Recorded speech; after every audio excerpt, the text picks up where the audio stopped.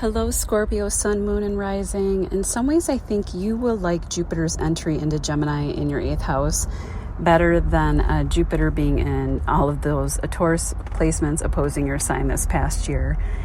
With Jupiter in the 8th this year, you could see big gains or really big money come in that you don't have to work for. The 8th house rules you. It is Pluto ruled, and Jupiter could bring big positive transformations and deep healing. This is a house of deep soul bonding, sex, death, rebirth, magic, esoteric knowledge, taxes, loans, inheritance. With Jupiter in Gemini, in this house, you could write a book about magic and mystery, get involved with these topics, the tarot, etc. You may find a teacher in these subject areas, maybe like an astrologer guide, and you may find them online because Gemini does rule like online communication and whatnot. You could have met a profound love connection in the past year with Jupiter having been in your 7th house. There could have been actually a lot of really good things that came out, but maybe with some kind of shakes and quakes with Uranus still kind of hanging out there. You would be deepening the bond over the course of this year as the house rules very profound intimacy. Let's move on to this trine between Pluto and Jupiter. This trine from Pluto happens in your 4th house of home and family, and Pluto also rules you, the 1st house, up to Jupiter and Mercury in the 8th house. 4th house is also about ancestry and deep penetrating thoughts and realizations about these issues. You could honestly become a writer, a speaker, a teacher, delving into deeper subject matter, esoteric knowledge. You could study psychology and become able to transform family dynamics that could have been broken or needed healing, or old dynamics that no longer served your family. You could be breaking generational trauma or wounding and healing the emotional landscape of that 4th house. You could also move to a very large house. The 4th house is the base of your chart, and it is one of the most important angles that we have. It's the 1st and the 7th, the 4th and the 10th are the major angles. The 4th also rules motherhood, home environment, conditioning, family patterns. It's your physical house and home. And the 8th is deep psychological transformations. So you really could be having possibly some secrets come to light, old ancestral wound secrets that come up to be healed and released, breaking a karmic cycle for your progeny in future generations. And the 8th house, being such a profound house of deep healing, sometimes things have to come up in order to be healed. Moving on. Just on a lighter note, too, you could be making big gains through other people's money over the next year, maybe like investments or through property, say, Airbnb or real estate, renting out your home.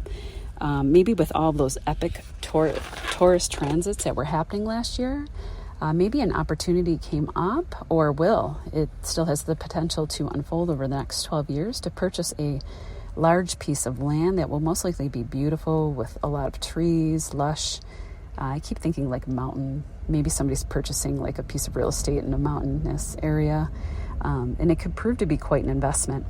You could be initiating. Oh my goodness, you would think Mercury is in retrograde. You could be initiating or securing money to improve your home in a big transformative way. You could be putting on a huge addition, or massively renovating your kitchen. That would be a big area to be renovating.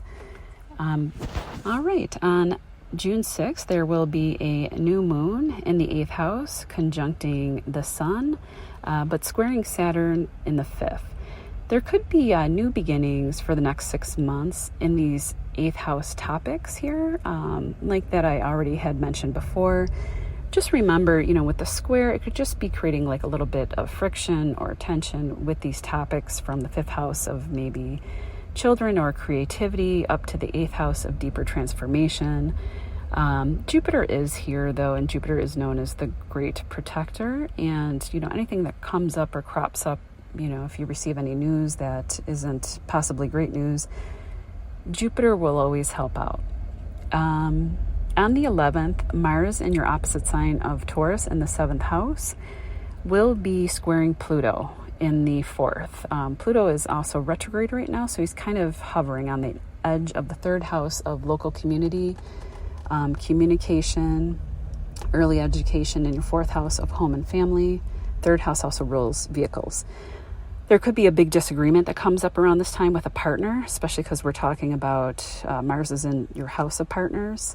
Mars also rules you, but at this time, the person who would be holding the power is your partner, because Mars will be in their house. Or at home, there could be big changes your partner is trying to make in their own lives, travel, health, etc. And you may need to look out for that if they're having some issues there. I would say around these dates, don't travel, take care, watch out for arguing, don't get angry and explode. This too shall pass. You were probably feeling this since the end of May. It becomes exact on June 11th, and then it will start to dissipate and separate.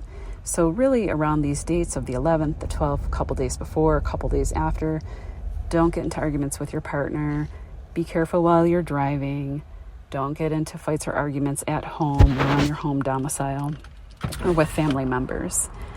On June 17th and 18th, Mercury and Venus will make a conjunction in Gemini at 29 degrees, and then on the 18th at 1 degree in Cancer. And this will also be trining you.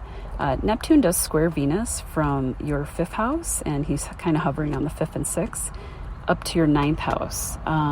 Venus and Neptune are both very positive planets, even with the square. So it could look like money news, public speaking, publishing contracts, travel, trying to initiate those things in those areas, but there might be a little bit of confusion about how to get there, or possibly confusion about romance, childhood creativity, speculative gains that you're trying to move forward with. Maybe there's a stall or some confusion around a creative project that you're trying to put out into the world. Just some ideas there. And just remember, the fog will pass, especially as, Venus and Mercury move pretty quickly as opposed to Neptune. So this aspect will quickly move on. But all in all, I see it as actually pretty beneficial. On the 20th, the sun goes into Cancer, kicking off the summer solstice, and things will really start to feel better as these placements now move on from the 8th house up to your 9th house of higher mind, positive thinking, a luck house, publishing, contracts, legal contracts. Something new can begin here. Something positive can develop here with legal contracts. I think all in all, it will be pretty good. The full moon will occur on the 21st, and that will happen in Capricorn at 1 degrees. And however, that full moon will be making a sextile to you if you're in the early degrees of Scorpio, and the opposite sign of that will be Cancer. You could be completing a communication project, a marketing plan, because this happens in your 3rd house. Launching of such things, you might start off a soft launch locally. 3rd house is local house, neighborhood. Mercury is up in Cancer, so mercurial topics might be, wrapping up or completing. On the 29th, Saturn will retrograde in your 5th house, so maybe going over old ground or redoing or implementing structure with your children, creative projects, or your investments. Love and romance. Once Saturn moves forward again in the fall, these areas can give you some clarity or even bring a gift or reward. If there has been some hard work that has been put in, maybe helping your children with day-to-day structures, or your creative projects are starting to yield results.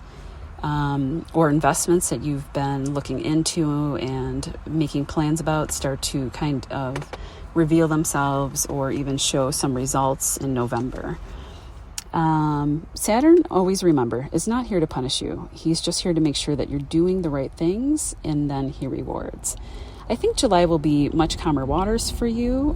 You'll be receiving trines with all of the Cancer placements, and this will be a much easier kind of good flowing energy moving from The 8th, of course, you'll have Jupiter in the 8th all year long, but the rest of these planets will be moving up into your 9th house of Cancer.